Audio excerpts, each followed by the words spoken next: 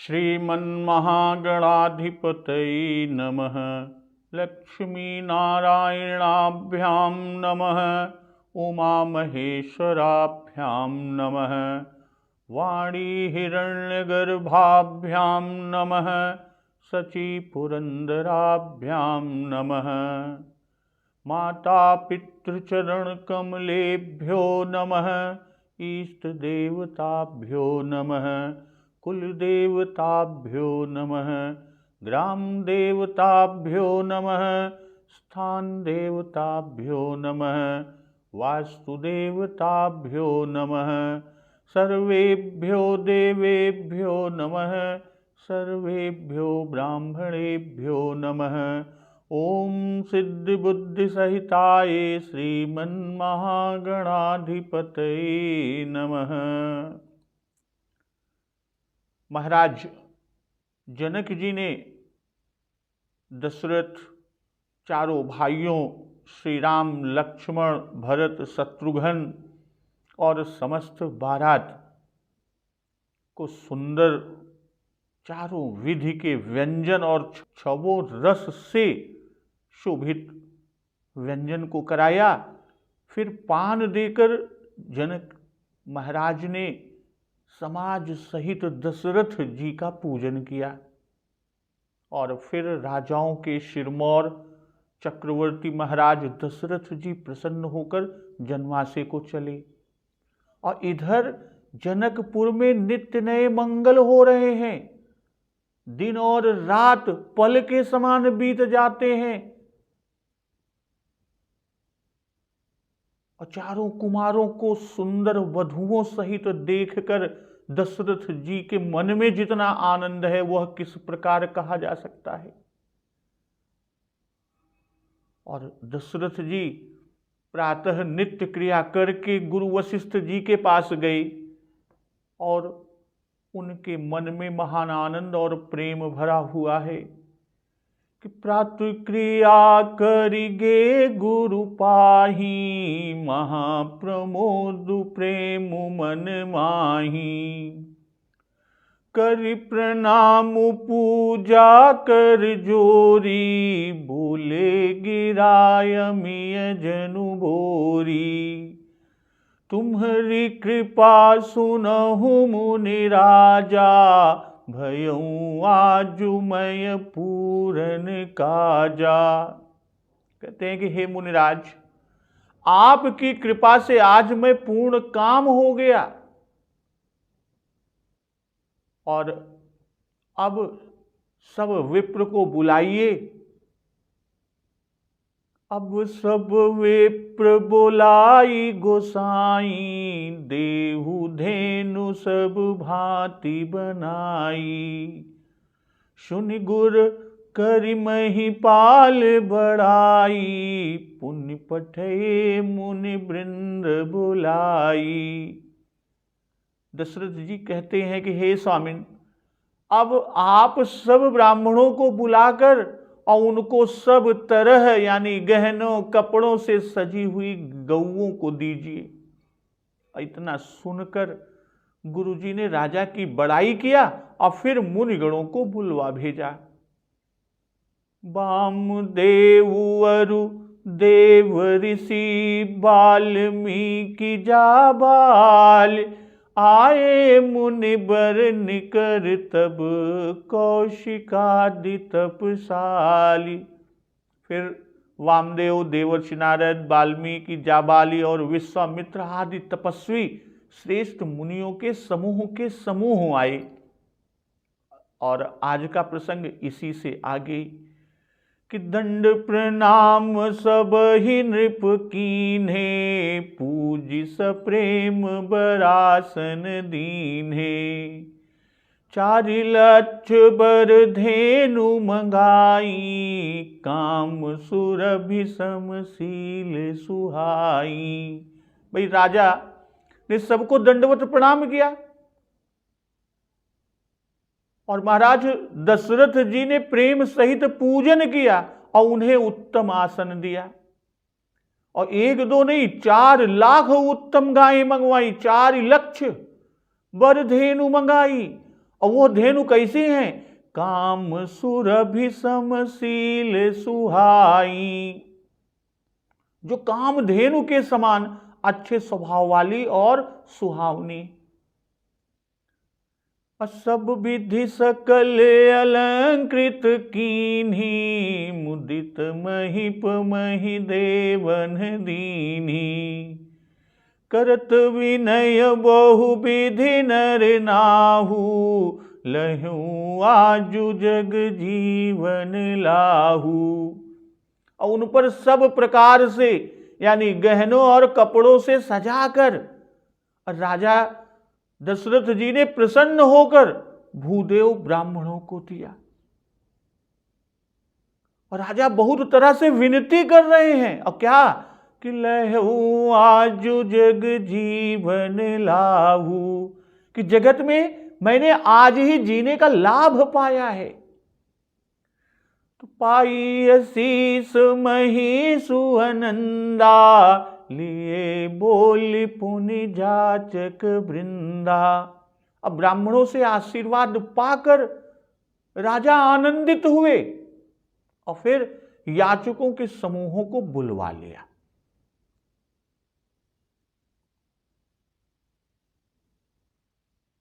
दंड प्रणाम सब नृप कीन्हे, तो दंड प्रणाम अर्थात साष्टांग दंडवत प्रणाम किया। जैसे मन वचन कर्म तीनों गुरु भक्ति में लगाए, ठीक वैसे ही मन वचन और कर्म तीनों से ही मुनियों को प्रणाम किया। और दंड प्रणाम से निरभिमानता, शालीनता और विप्रों में अत्यंत प्रीति दिखाया और सारी लज्जा छोड़कर साष्टांग पड़ गए। अपूज सप्रेम, क्योंकि महानुभाव भक्ति से संतुष्ट होते हैं। बरासन दीन है, पूज सप्रेम बरासन दीन है, कि जैसे ये सब मुनिवर श्रेष्ठ मुनि है, वैसे ही इनको श्रेष्ठ आसन दिए। पहले पूजा कहकर आसन दिए, अर्थात पहले अर्घ दिया, फिर आसन पर बिठाकर आसन आदि पूजोपचार किए। सादर अर्घ देहि घर आने, सोरह भांति पूज सन माने। और अर्घ दे आसन बैठारे, अब पद पखारी बर आसन दीन्हा। और कितनी गौओं को मंगाए हैं कि 4 लक्ष बर धेनु मंगाई, काम सुरभि समशील सुहाई। राजा दशरथ जी 4 पुत्रों के विवाह किए, यानी उनके चारों पुत्रों के विवाह हुए हैं। इसी से एक एक पुत्र के निमित्त 1-1 लक्ष यानी 1-1 लाख, इस तरह कुल 4 लक्ष यानी 4 लाख गौओं का संकल्प मंडप तले किए थे, और वो अब दे रहे हैं। राजा जी ने वशिष्ठ जी से धेनु देने को कहा था कि धेनु देहु सब भांति बनाई, और वशिष्ठ जी ने राजा के चित्त के अनुकूल उनके कहे से अधिक किया। उन्होंने तो सिर्फ धेनु की बात कही, और यहां वशिष्ठ जी ने वर धेनु मंगाया। वर धेनु, धेनु अर्थात सवत्सा असुदग्धा गौ। गौ सवत्स है और दूध देने वाली है। काम सुरभि समशील सुहाई, शील आचरण या स्वभाव, और समशील समान स्वभाव वाली। भाई जब दूध की इच्छा हो तभी देने वाली, यानी जैसे इच्छा हो वो दूध दे, और मनोवांछित कामनाओं को पूर्ण करने वाली। और कैसे दिया? सब विधि सकल अलंकृत कीन्ही, मुदित महिप महि देवन दीन्ही, कि सब प्रकार से सब गायें अलंकृत की हुई हैं, सेवक सजा कर लाए हैं।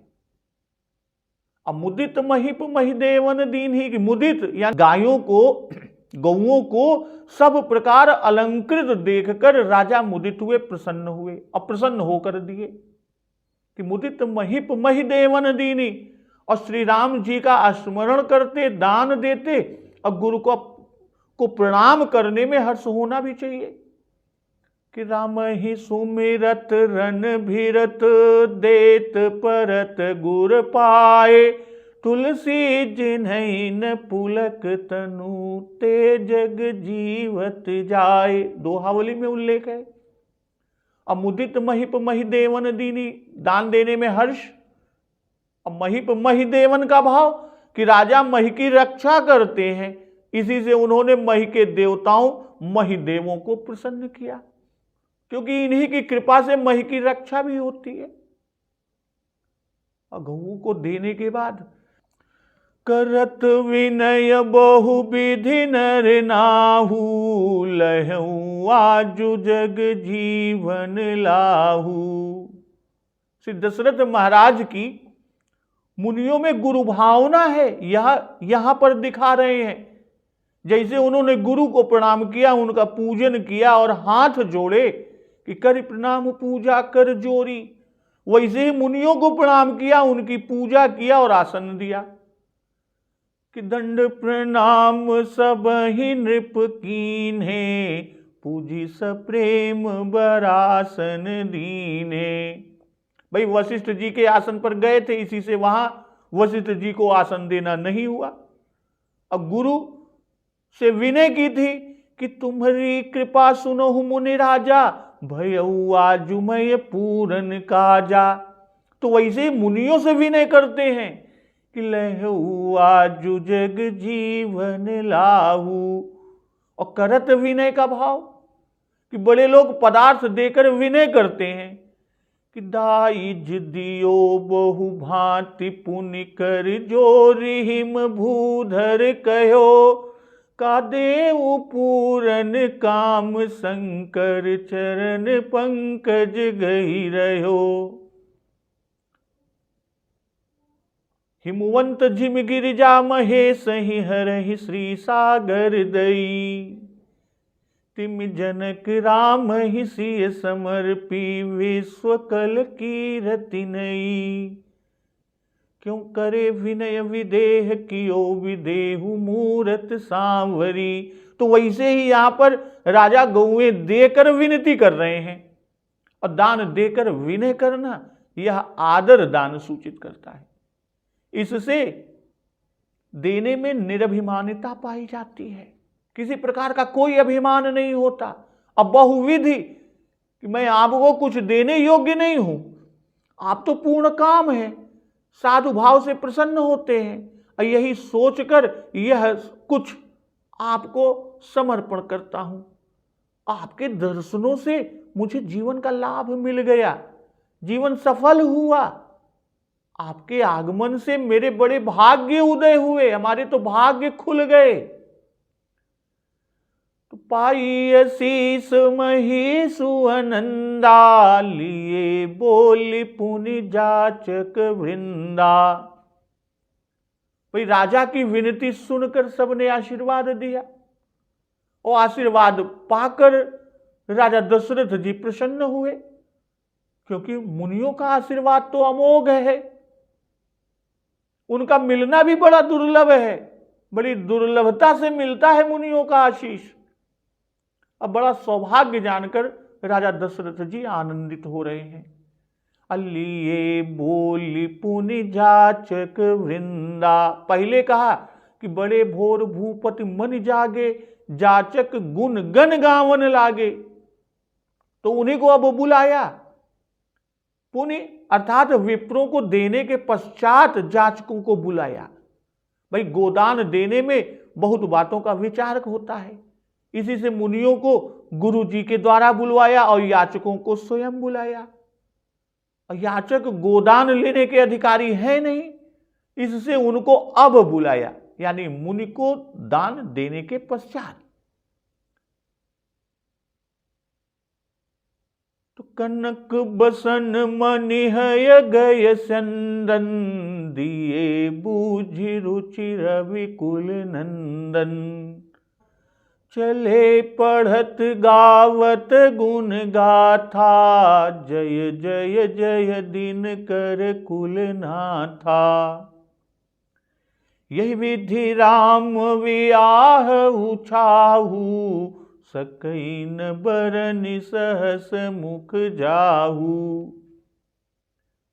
भाई सूर्य कुल को आनंद देने वाले चक्रवर्ती महाराज दशरथ जी ने उनकी इच्छा यानी याचकों की इच्छा को पूछ पूछ कर उन्हें स्वर्ण वस्त्र, मणि यानी रत्न, घोड़े, हाथी, रथ जो जिसने चाहा उसे वह दिया।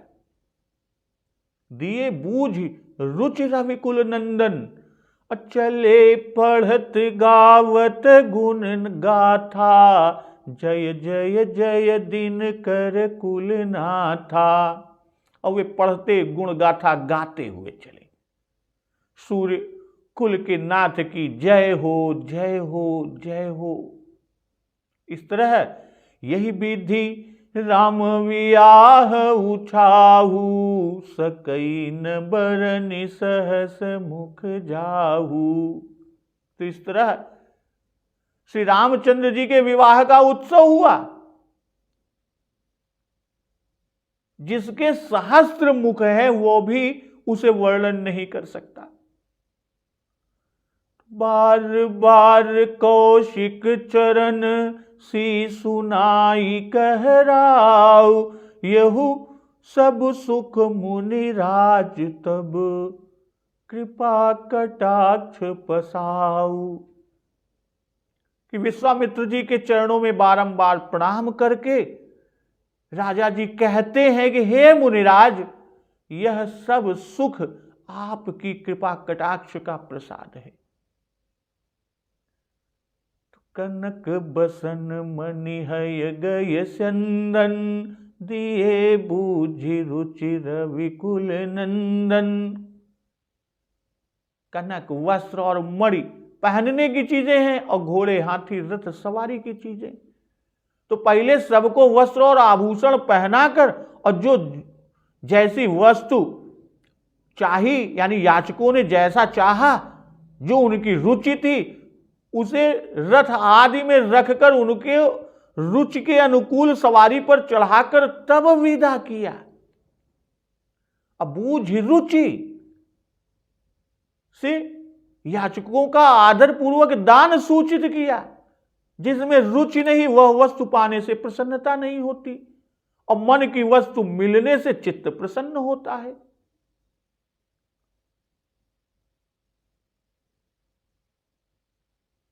दिए बूझ रुचि रविकुल नंदन।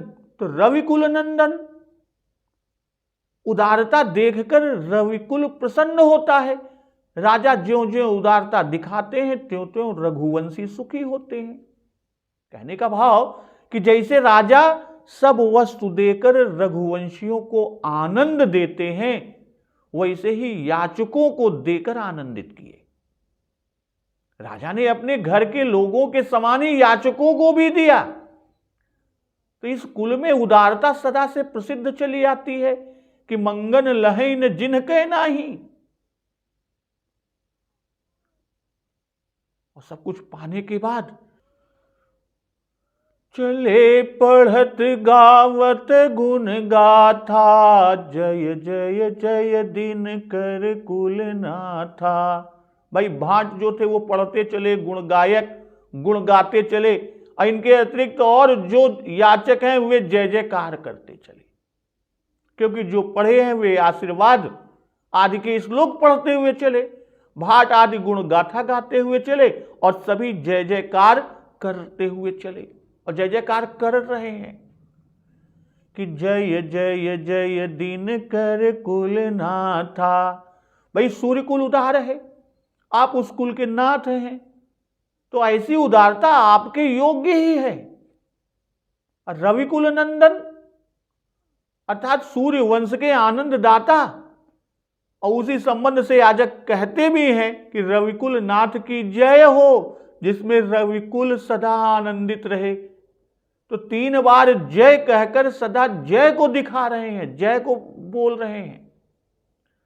तो एहि विधि राम वियाह उछाहू, सकई न बरनि सहस मुख जाहू। तो जनकपुर में जो विवाह का उत्सव हुआ, अयोध्या जी में जो विवाह का उत्सव हुआ कि प्रभु विवाह जस भयउ उछाहू, सकहि न बरनि गिरायहि नाहू। जनकपुरवासी और अवधवासी दोनों ने एक समान एक सा उत्सव किया। सकई न बरन सहस मुख जाहू, कि 2000 जीवा और 1000 मुख वाले नहीं कह सकते, उसका वर्णन नहीं कर सकते। तो बाबा गोस्वामी तुलसीदास जी कह रहे हैं कि मेरे तो एक ही जीवा और एक ही मुख है, तो मैं कैसे कह सकता हूं। बार बार कौशिक चरण सी सुनाई कहराऊ, यह सब सुख मुनि राज तब कृपा कटाक्ष पसाऊ। भाई चरणों में बार बार सिर नवाने से राजा का प्रेम प्रदर्शित हुआ। उपकार मानकर बार बार चरण का वंदन करते हैं, कृतज्ञता को दिखाते हैं कि मोह पहि होई न प्रति उपकारा, बंदऊ तव पद बारहि बारा। उत्तरकांड में इसी तरह का उल्लेख है। अब मुख से उपकार कहते हैं कि यह सब सुख मुनि राज तब कृपा कटाक्ष पसाऊ। तो मुनिराज कि जैसे आप बड़े हैं वैसे ही आपके कृपा कटाक्ष का प्रसाद भी बड़ा भारी है।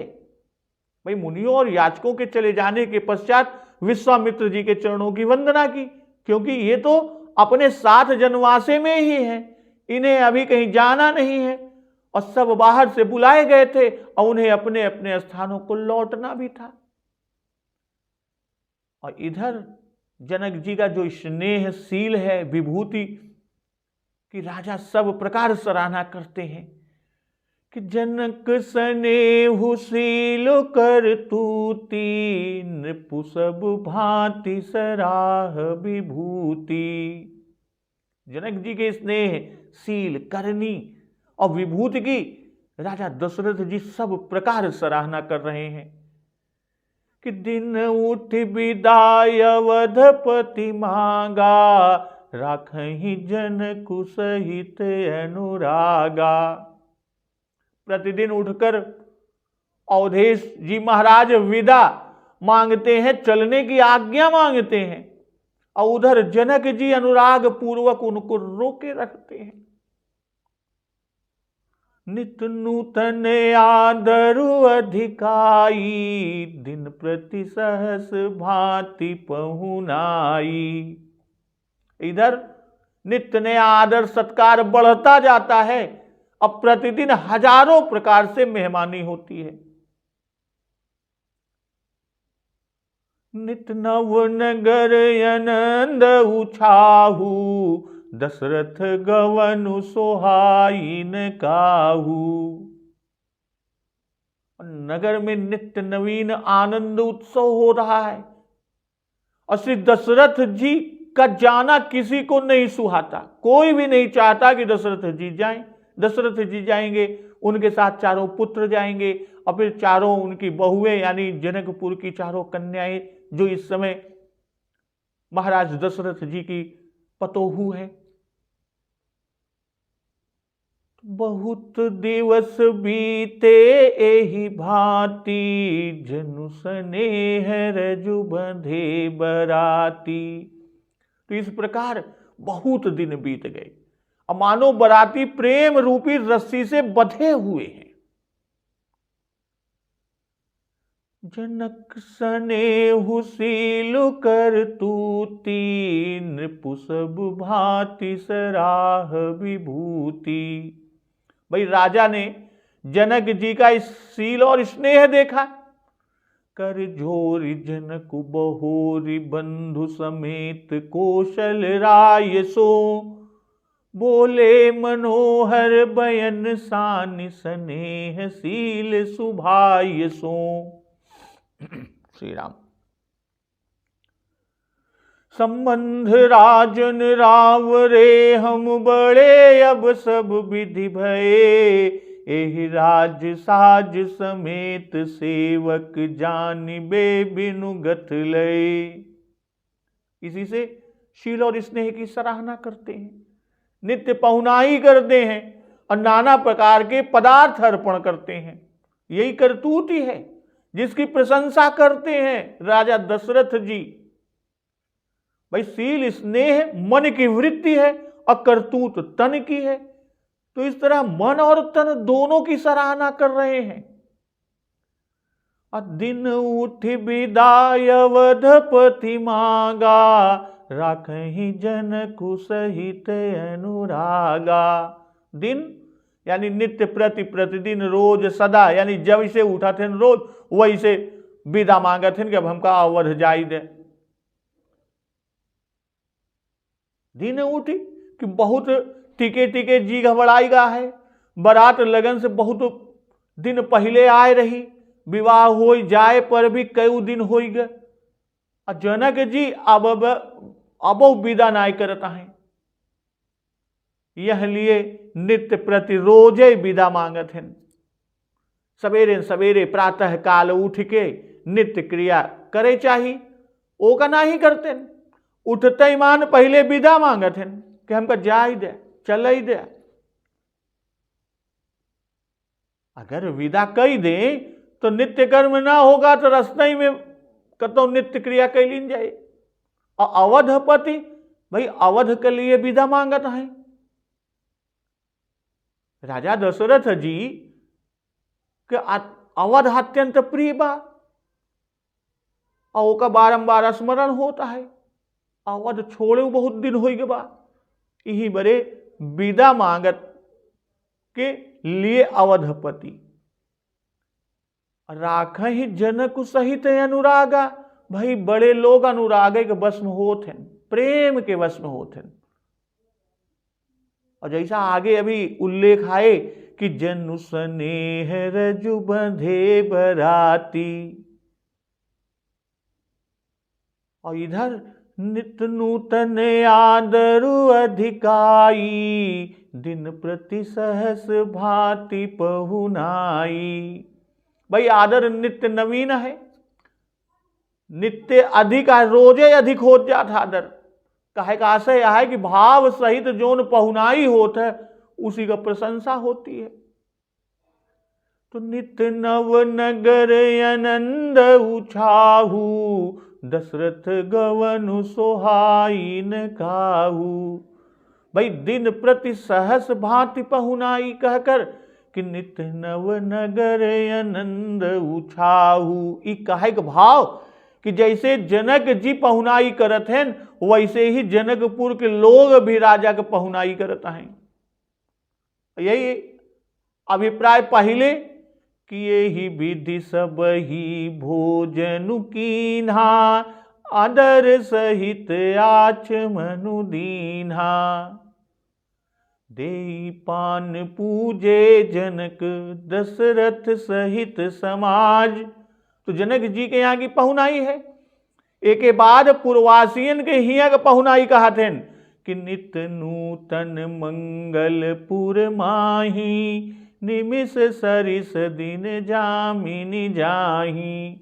तो वैसे ही यहाँ नित्य नूतन आदर अधिकाई, दिन प्रति सहस भांति पहुनाई। तो यह जनक जी के यहाँ की पहुनाई कहे। भाई नित्य नवीन आनंद उत्सव होता, यही से दशरथ गवन सोहाई ने काहू। न राजा जी को भाता है और न नगरवासियों को ही भाई।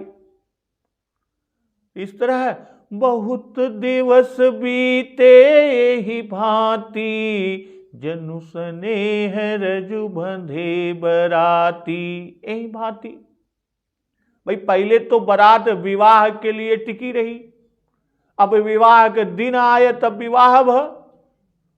कुछ दिन तो सब प्रकार से बीत गए कि गए बीत कछ दिन यही भांति। अब विवाह हो जाने पर राजा नित्य प्रति विदा मांगत हैं, पर जनक जी अनुराग सहित उनका रोक रखत हैं। जाई ना देते। तो इस भांति से बहुत दिन बीत गए। पहली बार गए बीत कछु दिन, और अब की बहुत दिवस कहता है कि विवाह के पहले जितने दिन बारात ठहरी रही, उससे अधिक विवाह हो जाने पर टिकी रही गए।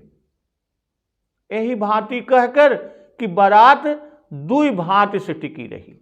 भाई विश्वामित्र जी ने बारात की विदाई के लिए पौष शुक्ल दशमी कहा, विवाह मार्ग शीर्ष शुक्ल पंचमी को हुआ। यह तरह पहले से इधर दिन कम ही रहे। पहले 1.25 महीना हो गया, अब तो का कुछ ही कहे, और इधर विवाह से 1 माह 5 दिन पूरा नहीं भय, फिर भी एक बहुत कहता है। कारण का हुआ है भाई, पहले तो लग्न के दिन के चाह रहेगी, अब लगन आवे बस अवैन वाली बात आयो के खुशी में 1.25 महीना कुछ ना जान पड़ा। अब विवाह हो गए, अब कोनो काम नहीं रह गए। अयोध्या जी के लौट जाए के राजा उतावला होता है। यही बरे तो दिन प्रतिदिन रोज ही उठता ही मान विदा मांगत है, चलेगा आज्ञा मांगत है। अब बिना अनुमति के चला जाए तो शिष्टाचार के प्रतिकूल हो जाता है। चित्त उचाट हो गया है, अवध के लिए व्याकुल हो गया है। यह बरे 1 दिन भी बहुत लागत है, और हिया तो 1 मास हो ही गए। अजनु स्नेह रजु बंधे बराती। भाई स्नेह करना तो बहुत अच्छा है, रहा इस समय में तो बारात को रोके रखना ऐसा ही है जैसे कोई किसी को रस्सी में बांध कर रखे, तो उस प्रेम रूपी रस्सी को काट नहीं सकती, क्योंकि स्नेह बड़ा कठिन बंधन है। अब यहां पर देखिए भौरा और लकड़ी, अब भौरा और कमल। भौरा लकड़ी को छेद डालता है, फिर भी वही भौरा रात को कमल में जब बंद हो जाता है, वह चाहे तो कमल जो कि इतना कोमल है उसका दल, तो वह कमल को काटकर बाहर निकल आवे, पर वह कमल के स्नेहवश ऐसा मुग्ध रहा था कि कमल के काटत नहीं, अपन इच्छा से वही में बंद पड़ा रहा था। और इधर बराती की दशा इससे कठिन है, उनकी इच्छा अब रहने की नहीं है। कमल में तो भ्रमर की रहने की इच्छा है, मुग्ध रहता है, लेकिन यहां जनकपुरवासी की अब इच्छा नहीं है, फिर भी वे जबरदस्ती स्नेह पास में बांधे हुए हैं, स्नेह पास से निकल ही नहीं पाते। स्नेह पास होता ही ऐसा ही। तो कौशिक सतानंद तब जाई, कहा विदेह नृपहि समुझाई। तब श्री कौशिक यानी विश्वामित्र जी और सतानंद जी ने जाकर राजा विदेह को समझा कर कहा, अब दशरथ कह आए सुदेहु, यद्यपि छाड़ी न सकहु सनेहु। कि अब दशरथ जी को आज्ञा दीजिए, यद्यपि कि स्नेह छोड़ नहीं सकते आप। भले ही नाथ कही सचिव बुलाए, कही जय जीव शीस तिन्ह नाये। और ऐसा कहकर बहुत अच्छा श्री जनक जी ने मंत्रियों को बुलाया, जय जीव ऐसा कहकर उन मंत्रियों ने मस्तक नवाया। तो राजा ने कहा, अवधनाथ चाहत चलन, भीतर करहु जनाव, भय प्रेम बस सचिव सुनी, विप्र सभासद राव। राजा जी ने कहा मंत्रियों से कि श्री अवधनाथ चक्रवर्ती महाराज दशरथ जी चलना चाहते हैं, तो अंदर जाकर भीतर रनवास में खबर कर दो, बता तो दो। और यह सुनकर मंत्री ब्राह्मण सभा के लोग और राजा स्वयं प्रेम के वश हो गए।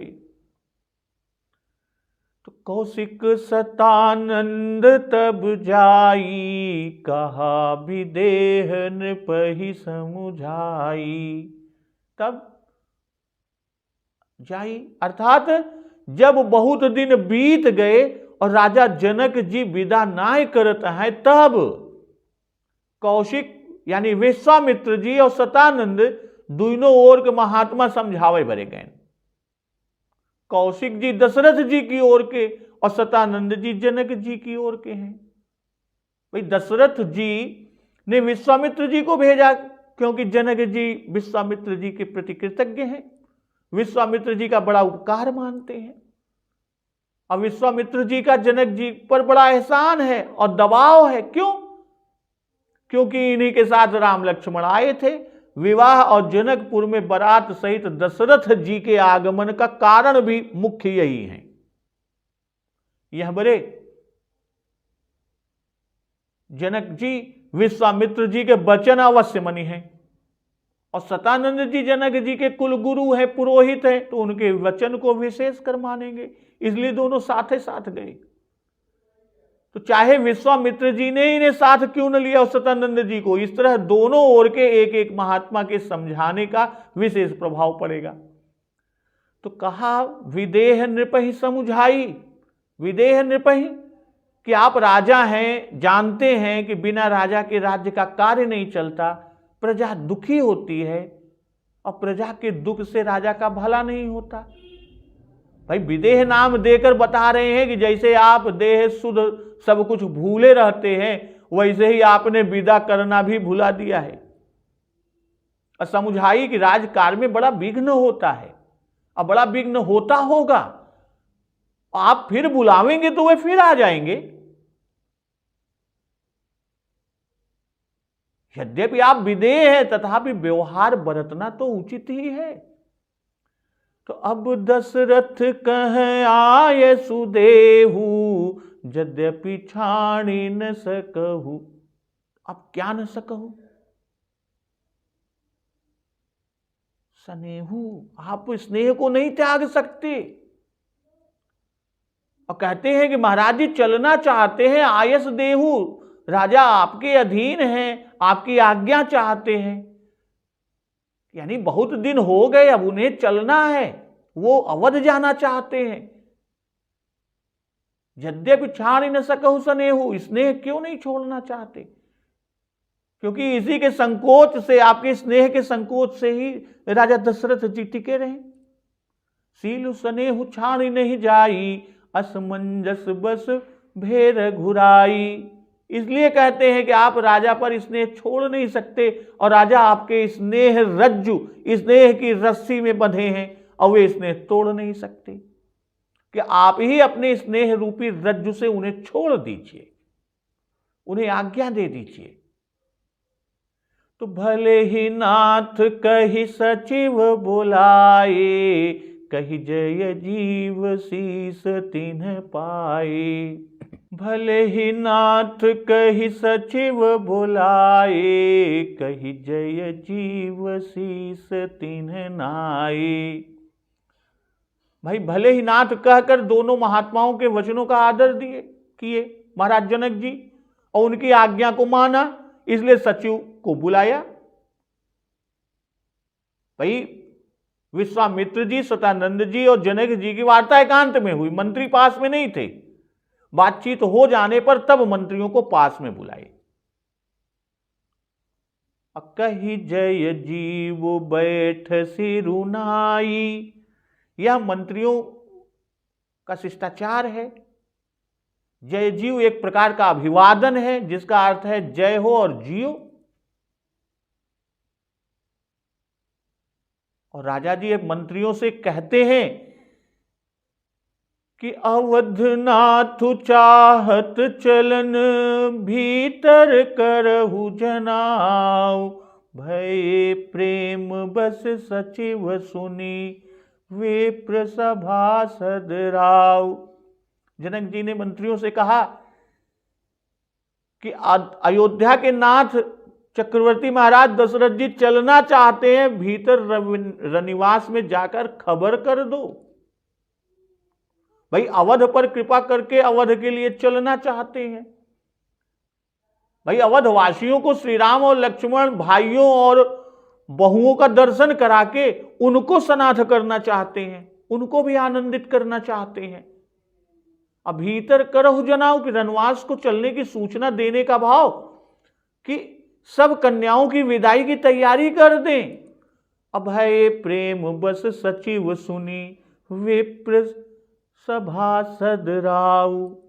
राजा ने पहले मंत्रियों से वियोग की बात कही, इसलिए पहले मंत्री प्रेम वश हुए, फिर ब्राह्मण सभासद और राजा स्वयं प्रेम के वशीभूत हुए। अब सीता और सभी बहनों की विदाई के प्रसंग का जो अमृत धारा निकलेगी, उस अमृत धारा का रसपान हम लोग अगले दिवस की कथा में करेंगे। तो एक बार जोर से बोलिए, सियावर रामचंद्र की जय, पवन सुत हनुमान की जय। जगत जननी मां जगदम्बा की जय, गुरुदेव भगवान की जय। उमापति महादेव की जय। जय श्री राम।